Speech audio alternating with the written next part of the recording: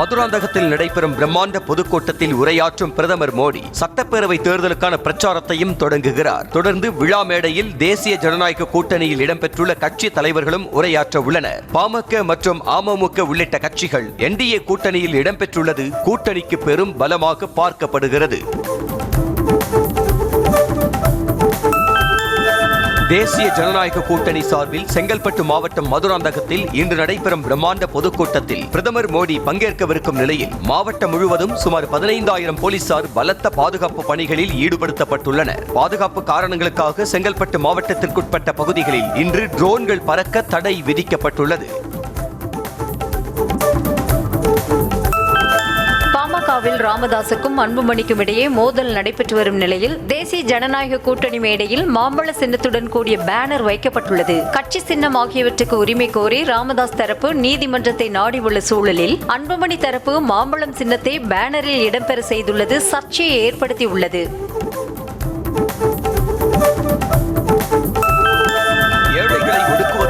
பிரதமர் மோடியின் பழக்கம் என்று காங்கிரஸ் தேசிய தலைவர் மல்லிகார்ஜுன கார்கே குற்றம் சாட்டியுள்ளார். வாக்குகளை பெறுவதற்காகவே தன்னை ஒரு தேநீர் கடைக்காரர் என பிரதமர் சொல்லிக் கொள்வதாகவும் இது வெறும் நாடகம் எனவும் மல்லிகார்ஜுன கார்கே விமர்சனம் செய்தார். ராம்ஜி சட்டம் என்றால் என்னவென்று தெரியாது என மக்களவை எதிர்க்கட்சித் தலைவர் ராகுல் காந்தி தெரிவித்ததற்கு பாஜக கடுமையாக விளாசியுள்ளது. சட்டத்தின் பெயரை கூட தெரிந்து கொள்ள மெனக்கெடாத ஒருவர் அதனை எதிர்க்க முயற்சிப்பதை கற்பனை செய்து பாருங்கள் என பாஜக பதிலடி கொடுத்திருக்கிறது. கேரளாவை போன்று கர்நாடகாவிலும் அரசின் உரையை ஆளுநர் படிக்க மறுத்ததற்கு முதலமைச்சர் மு.க. ஸ்டாலின் கண்டனம் தெரிவித்துள்ளார். ஆளுநர்கள் மக்களால் தேர்ந்தெடுக்கப்பட்ட அரசை அவமதித்து கட்சி ஏஜென்ட்டுகளைப் போல செயல்படுவதாகவும் ஆளுநர் உரை என்ற வழக்கொழிந்த நடைமுறையை முடிவுக்கு கொண்டு வர வேண்டும் என்றும் வலியுறுத்தியுள்ளார். கரிக்கோழி வளர்ப்பு கூலி உயர்வு பிரச்சனையில் தமிழ்நாடு அரசு பின்வாங்கியது ஏன் என எதிர்க்கட்சித் தலைவர் எடப்பாடி பழனிசாமி கேள்வி எழுப்பியுள்ளார். சென்னை தலைமைச் செயலகத்தில் செய்தியாளர்களை சந்தித்த அவர் தமிழ்நாடு அரசு கோழி பண்ணை முதலாளிகளுக்கு சாதகமாக செயல்படுவதாக குற்றம் சாட்டினார். யாருடைய ஆட்சியில் தமிழ்நாட்டிற்கு தொழில் முதலீடு அதிகம் கிடைத்தது என சட்டப்பேரவையில் காரசார விவாதம் நடைபெற்றது. அப்போது பேசிய முதலமைச்சர் மு.க. ஸ்டாலின் அதிமுக ஆட்சியில் தொழில் நிறுவனங்கள் வேறு மாநிலங்களுக்கு ஓடி போனதாக விமர்சனம் செய்தார். பல்கலைக்கழகத்தின் 167வது பட்டமளிப்பு விழாவை உயர்கல்வித்துறை அமைச்சர் கோவிச்செழியன் புறக்கணித்தார். தமிழக ஆளுநர் ஆர்.என். ரவியின் செயல்பாடுகள் தொடர்ந்து தமிழ்நாட்டிற்கும் தமிழக மக்களுக்கும் எதிராக இருப்பதால் அவர் கலந்து கொள்ளும் நிகழ்ச்சியை புறக்கணித்ததாக அமைச்சர் கோவிச்செழியன் தரப்பில் விளக்கமளிக்கப்பட்டுள்ளது. பாஜக யாருக்கும் எந்த நெருக்கடியும் கொடுக்கவில்லை எனவும் காங்கிரஸ் கட்சிதான் திமுகவுக்கு நெருக்கடி கொடுத்து வருவதாகவும் தமிழிசை சவுந்தரராஜன் தெரிவித்தார். சென்னை நுங்கம்பாக்கத்தில் செய்தியாளர்களை சந்தித்த அவர் தமிழ்நாடு போதைப் பொருளில் மூழ்கி கிடப்பதாகவும் அரசு கடனில் தத்தளிப்பதாகவும் குற்றம் சாட்டினார். வெற்றி கழகத்திற்கு விசில் சின்னம் ஒதுக்கப்பட்டுள்ளதற்கு வரவேற்பு தெரிவித்துள்ள கட்சியின் தலைவர் விஜய் வெற்றி அத்தியாயம் தொடங்கிவிட்டதாக தெரிவித்துள்ளார். தேர்தல் ஆணையத்திற்கு நன்றி தெரிவித்துள்ள அவர் ஊழலை ஒழிக்கும் சின்னம் நாட்டை காப்பவர்களின் சின்னம் என அவர் பதிவிட்டுள்ளார். +2 பொதுத் தேர்வு எழுதவுள்ள பள்ளி மாணவர்களுக்கு தேர்வு எண்ணுடன் கூடிய பெயர் பட்டியலை தேர்வுத்துறை வெளியிட்டுள்ளது. தேர்வுத்துறை இணையதளத்தில் வெளியிடப்பட்டுள்ள பட்டியலை தலைமை ஆசிரியர்கள் பதிவிறக்கம் செய்து கொள்ளலாம். +1 அரியர் பெயர் பட்டியலை நாளை முதல் பதிவிறக்கம் செய்து கொள்ளலாம். வார இறுதி நாட்கள் மற்றும் குடியரசு தினத்தை ஒட்டி வரும் 26ஆம் தேதி வரை சென்னையிலிருந்து சிறப்பு பேருந்துகள் இயக்கப்படுகின்றது. இன்று கிளாம்பாக்கத்திலிருந்து 550 பேருந்துகளும் கோயம்பேட்டிலிருந்து 100 பேருந்துகளும் பயணிகளின் வசதிக்காக இயக்கப்படும் என அறிவிக்கப்பட்டுள்ளது. டெல்லி குடியரசு தின விழாவில் பங்கேற்கும் தமிழ்நாடு அரசின் அலங்கார ஊர்தி இன்று முழு ஒத்திகையில் ஈடுபடுகிறது. தற்சார்பு இந்தியா மின்சார வாகன உற்பத்தி மையம் என்கிற கருப்பொருளில் உருவாக்கப்பட்டுள்ள இந்த ஊர்தியின் முகப்பில் ஜல்லிக்கட்டு காளையை அடக்குவது போன்ற காட்சி இடம்பெற்றுள்ளது. மேலும் மின்சார கார் உற்பத்தியை விவரிக்கும் காட்சிகளும் இடம்பெற்றுள்ளன.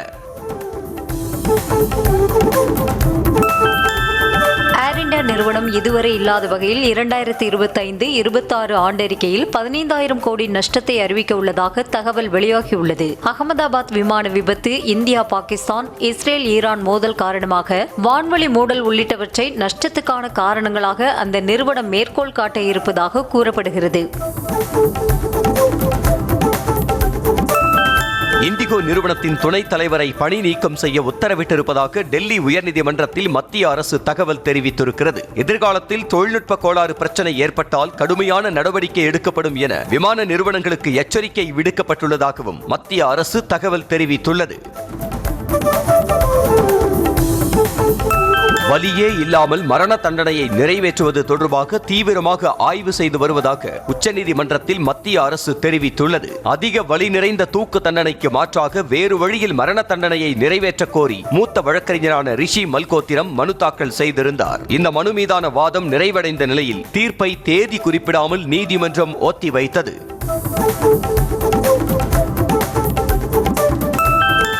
டெல்லி செங்கோட்டை தாக்குதலில் மூளையாக செயல்பட்ட பயங்கரவாதி முகமது ஆரிஃபுக்கு விதிக்கப்பட்ட தூக்கு தண்டனையை எதிர்த்து தாக்கல் செய்த மறுசீராய்வு மனு மீது பதிலளிக்க மத்திய அரசுக்கு உச்சநீதிமன்றம் நோட்டீஸ் பிறப்பித்தது. செங்கோட்டை தாக்குதல் தொடர்பாக 2005இல் முகமது ஆரிஃபுக்கு தூக்கு தண்டனை விதிக்கப்பட்டது.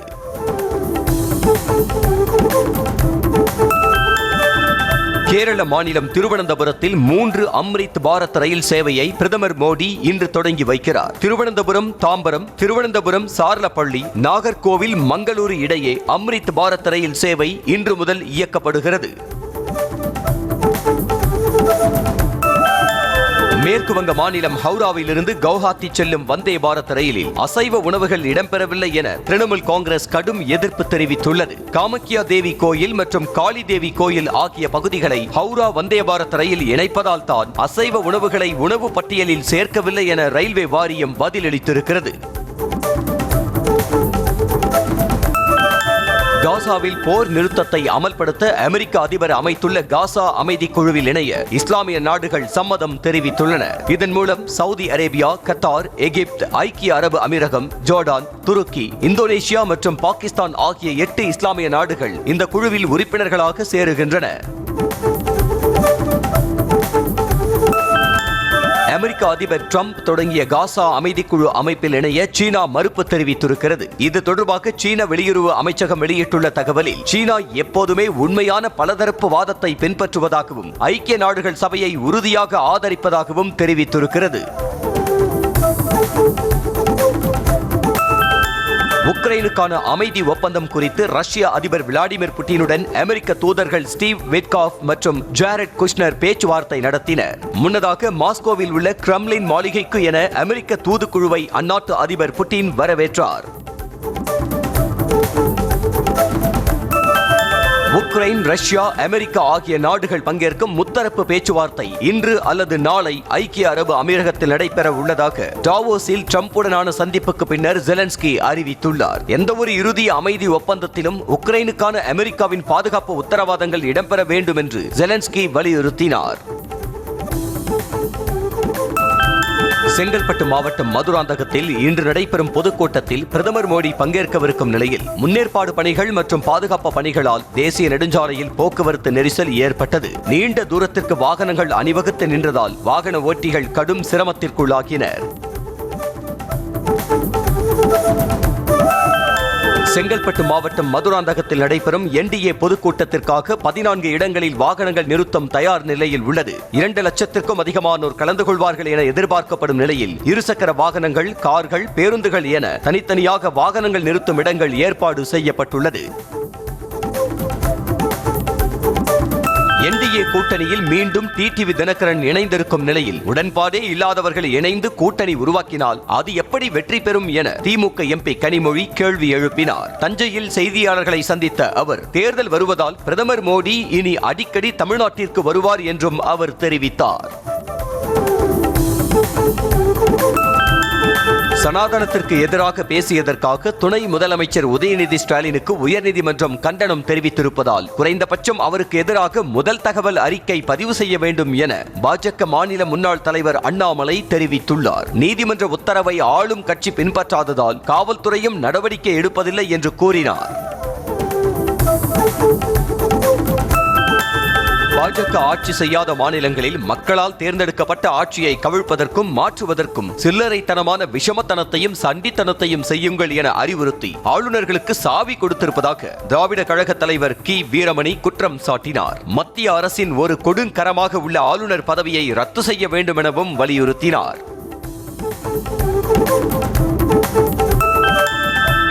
தாவேக்காவுக்கு விசில் சின்னம் ஒதுக்கப்பட்டுள்ள நிலையில் தமிழ்நாட்டில் 2026 தேர்தலுக்கான விசில் ஊதப்பட்டு விட்டதாக காங்கிரஸ் கட்சியின் தரவுகள் பகுப்பாய்வு பிரிவின் தலைவர் பிரவீன் சக்கரவர்த்தி தமது எக்ஸ் பக்கத்தில் பதிவிட்டுள்ளார். மேலும் அனைத்து கட்சிகளும் தேர்தல் ஓட்டத்திற்கு தயாராகிவிட்டதாகவும் அவர் கூறியுள்ளார்.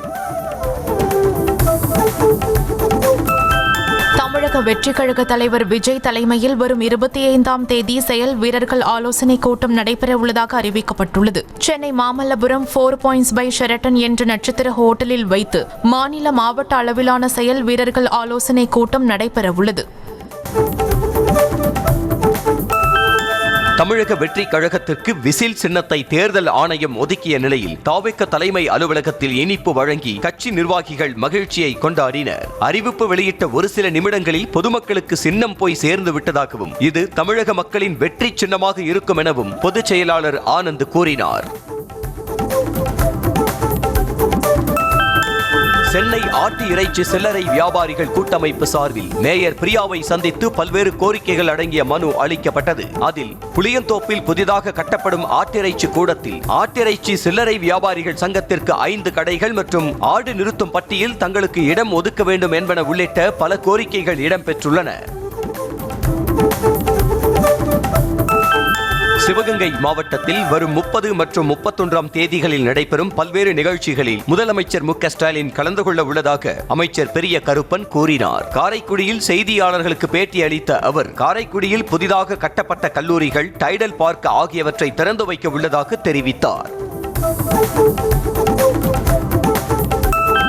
அரசியலில் கலை இருக்கலாம், ஆனால் கலையில் அரசியல் இருக்கக்கூடாது என்றும் தணிக்கை துறையில் என்ன நடக்கிறது என தெரியவில்லை, காலப்போக்கில் உண்மை வெளிவரலாம் என பாடலாசிரியர் வைரமுத்து தெரிவித்தார். திருப்பூர் தனியார் பள்ளியில் வள்ளுவர் மறை வைரமுத்து உரை கையொப்ப நிகழ்ச்சி நடைபெற்றது. இதில் பேசிய அவர் முதலில் தாய்மொழியை கற்றபின் மற்ற மொழிகளை கற்க வேண்டும் என மாணவர்களுக்கு அறிவுறுத்தினார்.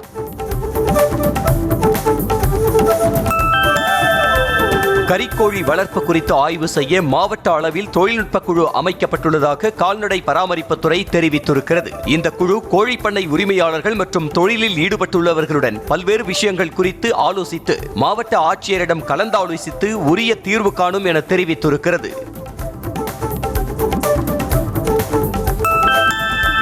காவலாளி அஜித்குமார் கொலை வழக்கில் நிகிதா மீதான வழக்கு விசாரணையின் நிலை என்ன என கேள்வி எழுப்பிய உயர்நீதிமன்ற மதுரை கிளை சிபிஐ விசாரணை அதிகாரி விளக்கமளிக்க உத்தரவிட்டது. இந்த வழக்கில் போலீசார் ஜாமீன் கோரிய நிலையில் நிகிதா மீதான வழக்கு விசாரணையின் நிலை தெரியாததால் ஜாமீன் வழங்கக்கூடாது என எதிர்ப்பு தெரிவிக்கப்பட்டது. நிதி நிறுவன மோசடி வழக்கில் கைதான தேவநாதன் மீண்டும் ஜாமீன் கோரி மனு தாக்கல் செய்த நிலையில் காவல்துறை பதிலளிக்க 2 வார கால அவகாசம் வழங்கி சென்னை உயர்நீதிமன்றம் உத்தரவிட்டிருக்கிறது. நிதி நிறுவன மோசடி வழக்கில் சிறையில் அடைக்கப்பட்டிருந்த தேவநாதன் ஏற்கனவே ஒருமுறை ஜாமீன் பெற்ற நிலையில் முதலீட்டாளர்கள் தொடர்ந்த வழக்கில் மீண்டும் சிறையில் அடைக்கப்பட்டிருக்கிறார். நீலகிரி மாவட்டம் உதகையில் கம்பிவடம் மூலம் இயங்கும் போக்குவரத்து அமைப்புகளுக்கான விரிவான சாத்தியக்கூறு அறிக்கையை தயாரிக்கும் பணியில் சென்னை மெட்ரோ சொத்து மேலாண்மை நிறுவனம் ஈடுபட்டுள்ளது. இது தொடர்பான ஒப்பந்தம் பெங்களூரு மற்றும் சுவிட்சர்லாந்து கூட்டு நிறுவனத்திற்கு வழங்கப்பட்டு கையெழுத்தாகியுள்ளது. சென்னை கே நகர் மாநகர பேருந்து பணிமனையில் ஜாக்கி சரிந்து விழுந்ததில் ஊழியர் உயிரிழந்த சம்பவம் சோகத்தை ஏற்படுத்தி உள்ளது. பழுதடைந்த பேருந்தை தொழில்நுட்ப பணியாளர் கிருஷ்ணன் சரி செய்து கொண்டிருந்த போது பேருந்தை தூக்கி நிறுத்தி வைத்திருந்த ஜாக்கி சரிந்து விழுந்தது. இதில் கிருஷ்ணன் சம்பவ இடத்திலேயே உயிரிழந்தார். நாமக்கல் மாவட்டம் நவலப்பட்டி ஓட்டேரி ஏரியிலிருந்து மணல் திருடப்படுவதாக குற்றம் சாட்டிய மக்கள் மணல் திருடிச் சென்றதாக 15 டிப்பர் லாரிகளை சிறைப்பிடித்தனர். நாமக்கல்லில் பல்வேறு இடங்களில் அளவுக்கு மீறிய மண் வளங்கள் வெட்டி எடுத்து வியாபாரம் செய்து வரும் கும்பலை கண்காணித்து கனிமவளத்துறை விசாரணை மேற்கொள்ள வேண்டும் என மக்கள் கோரிக்கை விடுத்துள்ளனர். மதுரையில் சிறுவன் கஸ்டடி மரணத்தில் விதிக்கப்பட்ட சிறை தண்டனையை எதிர்த்து போலீசார் தாக்கல் செய்த மேல்முறையீட்டு மனு மீதான விசாரணை பிப்ரவரி 11ஆம் தேதிக்கு ஒத்திவைக்கப்பட்டது. கோச்சடை பகுதியைச் சேர்ந்த முத்து கார்த்திக் போலீஸ் கஸ்டடியில் உயிரிழந்த வழக்கில் காவல் ஆய்வாளர் உட்பட 4 போலீசாருக்கு மதுரை மாவட்ட நீதிமன்றம் தலா 10 ஆண்டுகள் சிறை தண்டனை விதித்தது. சென்னை திருவான்மியூரில் டாஸ்மாக் எலைட் கடை முன்பு கட்டட கழிவுகளை கொட்டி பெண் உரிமையாளர் நூதன முறையில் போராட்டத்தில் ஈடுபட்டதால் பரபரப்பு நிலவியது. கடையின் வாடகை ஒப்பந்தம் முடிந்து 5 மாதங்களாகியும் காலி செய்யாததால் கடையின் முன்பு கட்டட கழிவுகளை கொட்டி அதன் மீது அமர்ந்து போராட்டத்தில் ஈடுபட்டார். புதுக்கோட்டை மாவட்டம் காட்டுப்பட்டி கிராமத்தில் வரும் சனிக்கிழமை நடைபெறவுள்ள ஜல்லிக்கட்டு விழா குறித்து மனுதாரர் எதிர்மனுதாரரின் மனுக்களை பரிசீலித்து முடிவை விரைவாக அறிவிக்க ஆட்சியருக்கு உயர்நீதிமன்ற மதுரை கிளை உத்தரவிட்டுள்ளது. ஜல்லிக்கட்டு போட்டியை சாதிய பாகுபாடு மூலம் ஒரு தரப்பு மட்டுமே நடத்த முயற்சிப்பதாகவும் நிரந்தரமாக போட்டியை தடை செய்ய வேண்டும் எனவும் வழக்கு தொடரப்பட்டது. சென்னை பட்டறைவாக்கம் ரயில் நிலையத்தில் மது போதையில் காவலர் மற்றும் கல்லூரி மாணவியை தாக்கிய போதை வாலிபர்கள் 3 பேரை போலீசார் கைது செய்தனர். கடந்த 20ஆம் தேதி நந்தா என்பவன் தனது நண்பர்களுடன் காதலியிடம் தகராறில் ஈடுபட்டதாக தெரிகிறது. அப்போது மாணவியை மீட்க வந்த ரோந்து காவலரையும் தள்ளிவிட்டு மூவரும் தப்பிச் சென்றுள்ளனர். திருவாரூர் மாவட்டம் கமலாபுரம் அருகே கடை வாசலில் நிறுத்தியிருந்த டிராக்டரை மர்ம நபர் திருடி சென்ற சிசிடிவி காட்சிகள் வெளியாகியுள்ளது. கமலாபுரத்தில் கட்டுமான பொருட்கள் விற்பனை செய்யும் கடை நடத்தி வரும் முருகானந்தம் தனது டிராக்டரை கடை வாசலில் நிறுத்திவிட்டு காலையில் வந்து பார்த்தபோது டிராக்டர் காணாமல் போனதாக கூறப்படுகிறது.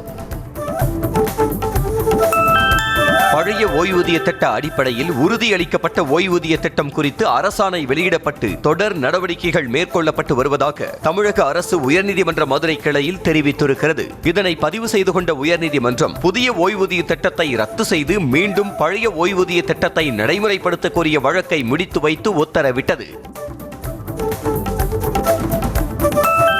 விழுப்புரம், மயிலாடுதுறை, செங்கல்பட்டு ஆகிய மாவட்டங்களிலிருந்து சுமார் 200க்கும் மேற்பட்டவர்கள் தாவைக்கவில் இணையும் நிகழ்ச்சி சென்னை பனையூரில் உள்ள தமிழக வெற்றி கழகத்தின் தலைமை அலுவலகத்தில் நடைபெற்றது. புதிதாக கட்சியில் இணைந்தவர்களை பொதுச் செயலாளர் என் ஆனந்த் வரவேற்றார். சென்னையில் இடம் வாங்கியும் விற்றும் தருவதாக கூறி 60 லட்சம் ரூபாய் மோசடி செய்த போலி வழக்கறிஞரை போலீசார் கைது செய்தனர். மாதவரத்தைச் சேர்ந்த ராஜா முகமதுவிடம் இடம் வாங்கி தருவதாக 30 லட்சம் ரூபாயும், அஜ்மலிடம் இடத்தை விற்று தருவதாக 30 லட்சம் ரூபாயும் வாங்கி முரளிமோகன் என்கிற முகமது மீரான் ஏமாற்றியதாக புகார் அளிக்கப்பட்டது. திருச்சி சோமரசம்பேட்டை அருகே சொத்து தகராறில் வீடு புகுந்து தாக்கியவர்கள் மீது புகார் அளித்தும் போலீசார் நடவடிக்கை எடுக்கவில்லை என கூறி எஸ்பி அலுவலகத்தில் மனு அளித்தனர். நாடார் தெருவில் வசிக்கும் எஸ்தர் தங்களை தாக்கிய இமானுவேல் குடும்பத்தினருக்கு ஆளும் கட்சி நிர்வாகிகளின் ஆதரவு இருப்பதால் நடவடிக்கை எடுக்கவில்லை என குற்றம் சாட்டினார். வெளிநாட்டுக்கு அனுப்புவதாக கூறி மதுரையில் பல கோடி ரூபாய் மோசடி செய்த நிறுவனத்திற்குள் அமர்ந்து பாதிக்கப்பட்டவர்கள் தர்ணாவில் ஈடுபட்டனர். மேலும் இணையதளம் மூலம் போலி வீடியோவை வெளியிட்டு ஏமாற்றியதாக விக்ரோர் இன்டர்நேஷனல் அலுவலக உரிமையாளர் சாய்ராம் பாரதி ராஜா, மேலாளர் நவீன் மீதும் மாவட்ட ஆட்சியர் அலுவலகத்திலும் புகார் அளித்தனர். பக்தரை சிறுத்தை தாக்கி கொன்றதால் பாத யாத்திரையாகவும் 2 வீலர்களில் மாதேஸ்வரம் மலைக்கு செல்ல பக்தர்களுக்கு தமிழக வனத்துறை 4 நாட்களுக்கு தடை விதித்துள்ளது. மாண்டியா பகுதியைச் சேர்ந்த பக்தர்கள் மாதேஸ்வரன் மலைக்கு பாத யாத்திரையாக சென்றபோது விவசாயி பிரவீனை சிறுத்தை தாக்கி கொன்றது. வேலூர் மாவட்டம் குடியாத்தம் அருகே மேட்டுக்குளத்தில் புளியமரத்தின் கிளை உடைந்து விழுந்து 2 மின்கம்பங்கள் சேதமாகின. இதையடுத்து புதிய மின்கம்பங்கள் மாற்றி அமைக்கும் பணியில் ஈடுபட்ட போது மின்கம்பியை வெட்டி சேதப்படுத்தியதோடு ஊழியர்களுக்கு கொலை மிரட்டல் விடுத்ததாக தாய், மகன் மீது போலீசார் புகார் அளிக்கப்பட்டது. ஈரோடு மாவட்டம் கோபிச்செட்டிப்பாளையம், தூத்துக்குடி மாவட்டம் விளாத்திக்குளம் பகுதியில் சின்ன வெங்காய விளைச்சல் அமோகமாக இருந்த போதிலும் போதிய விலை கிடைக்காததால் விவசாயிகள் கவலையில் ஆழ்ந்துள்ளனர். 1 கிலோ வெங்காயத்தை 20 ரூபாய்க்கு வியாபாரிகள் கொள்முதல் செய்வதால் கிலோ 40 ரூபாய் என அரசு விலை நிர்ணயம் செய்ய வேண்டும் என கோரிக்கை விடுத்துள்ளனர். கிருஷ்ணகிரியில் அதிரடி சோதனையில் ஈடுபட்ட போக்குவரத்து போலீசார் அதிக ஒலி எழுப்பக்கூடிய சைலன்சர்களை பறிமுதல் செய்ததோடு 40 பேர் மீது வழக்கும் பதிவு செய்தனர். பொதுமக்களுக்கு இடையூறு ஏற்படுவதாக எழுந்த புகாரை தொடர்ந்து பழைய டூ வீலர்கள் விற்பனை கடைகள் மற்றும் உதிரி பாகங்கள் விற்பனை கடைகளில் சோதனையில் ஈடுபட்டனர். தேசிய சாலை பாதுகாப்பு மாதத்தை முன்னிட்டு பெரம்பலூரில் போக்குவரத்து காவல்துறையினரின் இருசக்கர வாகன விழிப்புணர்வு பேரணி நடைபெற்றது. பாலக்கரை பகுதியில் தொடங்கிய பேரணி நகரின் முக்கிய வீதிகள் வழியாக சென்று மீண்டும் தொடங்கிய இடத்திலேயே முடிவடைந்தது. நிகழ்ச்சியில் விபத்தில் காயமடைந்தால் குடும்பத்தினர் படும் துயரம் குறித்து காட்சிப்படுத்தப்பட்டது. ஈரோடு மாவட்டம் பெருந்துறை அரசு மாதிரி பள்ளியில் 11ஆம் வகுப்பு மாணவர் விடுதி அறையில் தூக்கிட்டு தற்கொலை செய்து கொண்டதால் பரபரப்பு நிலவியது. சிவகிரி காந்திஜி வீதியைச் சேர்ந்த நெசவு தொழிலாளி முருகேஷ் மகன் சஞ்சீவ் தற்கொலை செய்து கொண்டதற்கான காரணம் குறித்து போலீசார் விசாரணை நடத்தி வருகின்றனர். தவறான சிகிச்சையால் 2 மாத கர்ப்பிணி உயிரிழந்ததாக கூறி திருவாரூர் மாவட்ட ஆட்சியர் அலுவலகத்தில் உறவினர்கள் போராட்டத்தில் ஈடுபட்டதால் பரபரப்பு ஏற்பட்டது. தோழி கிராமத்தைச் சேர்ந்த சென்ட்ரிங் தொழிலாளி வேல்முருகன் மனைவி அபினாவை முதுகுவலி காரணமாக திருத்துறைப்பூண்டி அரசு மருத்துவமனையில் சேர்த்த நிலையில் அவர் உயிரிழந்தார். குடியரசு தின விழாவை முன்னிட்டு புதுச்சேரி முழுவதும் காவல்துறையினர் தீவிர சோதனையில் ஈடுபட்டுள்ளனர். தனியார் ஹோட்டல்கள் மற்றும் விடுதிகளில் போலீசார் சோதனை நடத்தி வருகின்றனர். அங்கு தங்கியுள்ள புதிய நபர்களின் விவரங்கள் காவல்துறையால் சேகரிக்கப்பட்டு வருகிறது.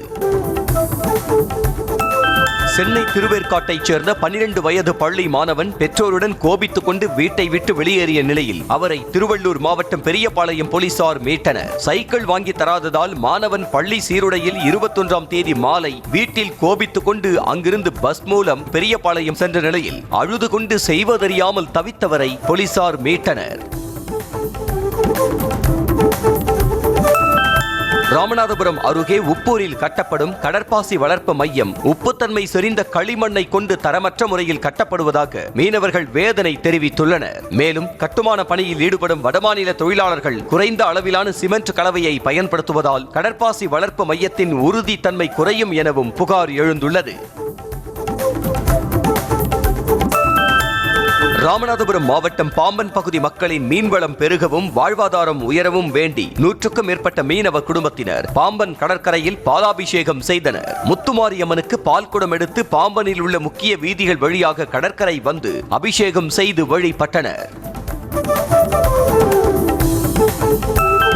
கன்னியாகுமரி மாவட்டம் நாட்டலம் பகுதி மக்களின் நீண்ட நாள் கோரிக்கையான சுரங்கப்பாதை ஏற்படுத்தி தராமல் 4 வழிச்சாலை பணிகள் நடைபெற்றதால் மக்கள் பணிகளை தடுத்து நிறுத்தி போராட்டம் நடத்தினர். மணியங்கோட்டை காட்டுவிளை சாலையில் சுரங்கப்பாதை வேண்டும் என அப்பகுதி மக்கள் 30 ஆண்டுகளுக்கு மேலாக கோரிக்கை வைத்து வருகின்றனர்.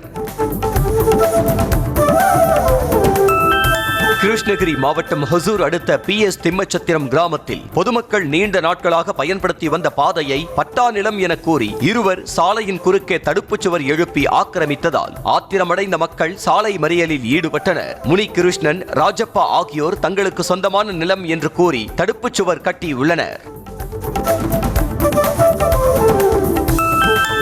பிரேசில் அதிபர் லூலா டா சில்வா விரைவில் இந்தியாவுக்கு வருகை தரவிருப்பதாக பிரதமர் மோடி தெரிவித்துள்ளார். அமெரிக்க அதிபர் டிரம்பின் வரி மிரட்டலுக்கு மத்தியில் பிரதமர் மோடி பிரேசில் அதிபர் லூலா டா சில்வாவுடன் தொலைபேசியில் உரையாற்றினார். இதுகுறித்து அவர் வெளியிட்டுள்ள எக்ஸ் பதிவில் இந்தியா, பிரேசில் ஆகிய இரு நாடுகளுக்கிடையே உறவின் வலிமை குறித்து தாங்கள் ஆலோசித்ததாக குறிப்பிட்டார்.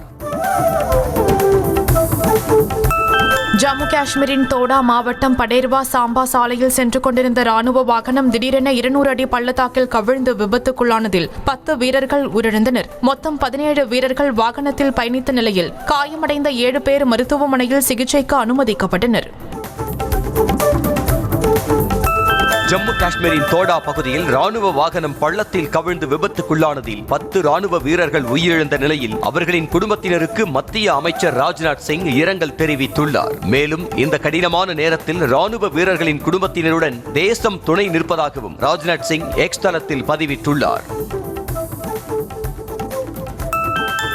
2035 உலக கண்காட்சியை அமெரிக்காவில் நடத்துவதற்கு அந்நாட்டு அதிபர் டிரம்ப் விருப்பம் தெரிவித்துள்ளார். இந்த நிகழ்வு தான் குறிப்பிடும் அமெரிக்காவின் புதிய பொற்காலத்தில் ஒரு முக்கிய மைல்கல்லாக இருக்கும் என்றும் இது ஆயிரக்கணக்கான வேலை வாய்ப்புகளையும் பில்லியன் கணக்கான டாலர் பொருளாதார வளர்ச்சியையும் உருவாக்கும் என்றும் டிரம்ப் உறுதியளித்தார். உலகளாவிய உதவி நிதி ஒதுக்கீடுகள் சரிந்ததை தொடர்ந்து இந்த ஆண்டு சுமார் 3.5 கோடி நைஜீரியர்கள் பட்டினி கிடக்கும் அபாயத்தை எதிர்கொள்வதாகவும் இதில் கடுமையான ஊட்டச்சத்து குறைபாட்டால் பாதிக்கப்பட்டுள்ள 3 கோடி குழந்தைகளும் அடங்குவர் என்று ஐக்கிய நாடுகள் சபை தெரிவித்திருக்கிறது.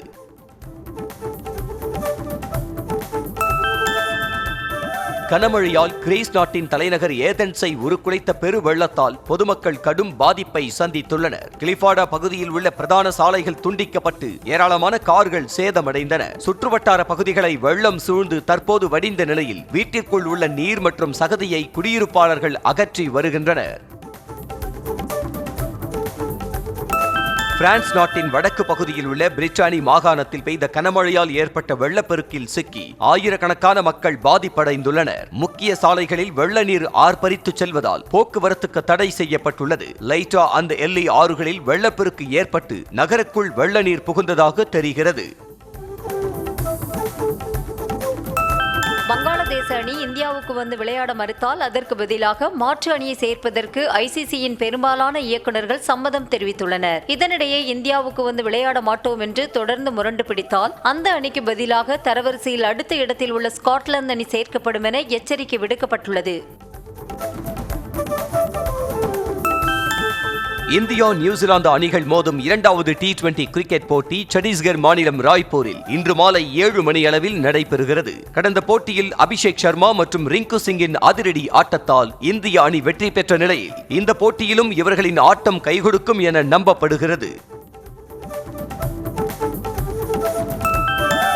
இந்திய வீரர் அபிஷேக் சர்மா T20 கிரிக்கெட்டில் குறைந்த பந்துகளில் 5000 ரன்களை கடந்த முதல் வீரர் என்ற சாதனையை படைத்துள்ளார். 169 ஆட்டங்களில் ஆடிய அவர் 2898 பந்துகளில் 5002 ரன்கள் சேர்த்துள்ளார். வெஸ்ட் இண்டீஸின் ஆண்ட்ரே ரசல் 2942 பந்தில் இந்த சாதனையை படைத்தது குறிப்பிடத்தக்கது.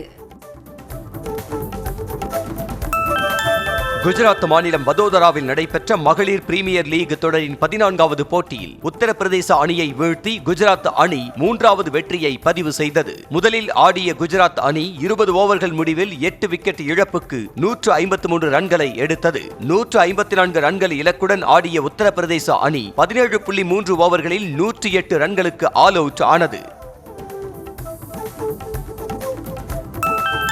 இங்கிலாந்துக்கு எதிரான முதலாவது ஒருநாள் கிரிக்கெட் போட்டியில் இலங்கை அணி 19 ரன்கள் வித்தியாசத்தில் வெற்றி பெற்றது. முதல் இன்னிங்ஸில் ஆடிய இலங்கை அணி 6 விக்கெட் இழப்புக்கு 271 ரன்களை சேர்த்தது. பின்னர் ஆடிய இங்கிலாந்து அணி 49.2 ஓவரில் 252 ரன்களுக்கு ஆல் அவுட் ஆனது. 3 போட்டிகள் கொண்ட தொடரில் இலங்கை அணி 1-0 என்ற கணக்கில் முன்னிலை வகிக்கிறது.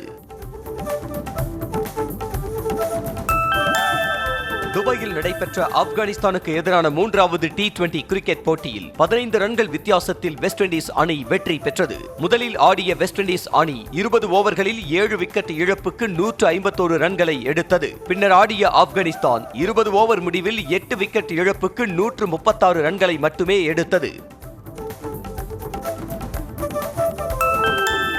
2026 T20 கிரிக்கெட் உலகக்கோப்பைக்கான தென்னாப்பிரிக்கா அணி அறிவிக்கப்பட்டுள்ளது. மார்க்ரம் தலைமையிலான அணியில் Bosch, Brevis, de Kock, Jansen, Maharaj, Linde, Miller, Ngidi, Rabada, Stubbs உள்ளிட்டோர் இடம்பெற்றுள்ளனர். உலகக்கோப்பை போட்டிகள் வரும் பிப்ரவரி 7ஆம் தேதி தொடங்குகிறது. ராஜ்குமார் பெரியசாமி இயக்கத்தில் தனுஷின் 55வது திரைப்படத்தை தனுஷின் ஒண்டர்பார் நிறுவனமும் ஆர்டேக் ஸ்டுடியோஸ் நிறுவனமும் இணைந்து தயாரிக்க உள்ளதாக அதிகாரப்பூர்வமாக அறிவிக்கப்பட்டுள்ளது. தற்போது தனுஷ், ராஜ்குமார் பெரியசாமி மற்றும் படக்குழுவினர் எடுத்த புகைப்படங்களை வெளியிட்டு ஒண்டர்பார் நிறுவனம் உறுதிப்படுத்தியுள்ளது. இந்தியாவின் பிரபல ஸ்மார்ட் போன் நிறுவனங்களில் ஒன்றான ரெட்மி அதன் நோட் 15 Pro சீரிஸ் மாடல் வரும் 29ஆம் தேதி இந்திய சந்தையில் அறிமுகப்படுத்தப்படும் என Xiaomi நிறுவனம் உறுதிப்படுத்தியுள்ளது. மேம்படுத்தப்பட்ட கேமரா, உறுதியான வடிவமைப்பு மற்றும் வேகமான சார்ஜிங் போன்ற அம்சங்கள் இதில் இருக்கும் என தெரிவிக்கப்பட்டுள்ளது. மேலும் இதன் விலை 30,000 இருக்கும் என கூறப்படுகிறது.